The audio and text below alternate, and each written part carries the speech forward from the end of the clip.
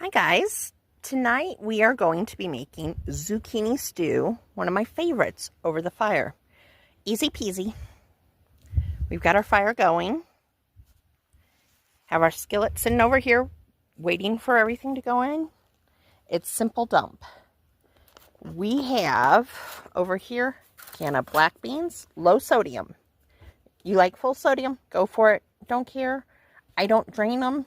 I like the juice in my stew. If you don't, that's up to you. Diced tomatoes. In here we have rough chopped bell pepper, zucchini, squash, garlic, onions, and then over here in water, because we don't want them discoloring, some baby butter potatoes. For seasoning tonight, I will be using cumin. And I will also be using roasted garlic and herb, which has my salt, my pepper, cayenne, roasted garlic, your Italian, which is your oregano, your basil, your rosemary, all that wonderful stuff, and some water to add to it, since, as I said, it is a stew. Okay, so we have placed everything but our black beans into the pot. Just enough water so that it's going to give us a beautiful vegetable broth. And we're going to let that sit there and cook for about 15 to 20 minutes or until your veggies are tender. Main thing is we need to make sure they're cooked through, especially those potatoes.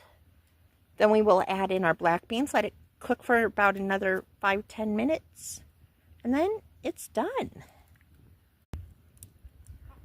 Okay, I just dumped the beans in. Got a beautiful rolling boil going on it. Probably gonna let it go for another 20 minutes actually, since I used the canned tomatoes and the canned beans. Take some of that tinniness out. But she's tasting really good. And that's an important thing. Do not forget to taste your broth. See if your seasonings are how you like it. You want more, add more. If you think it's good, leave it be. Okay, so it is done. Just took it off the flame, tried it. I think it needs a little bit of brightness, so we are going to hit it with some lemon juice.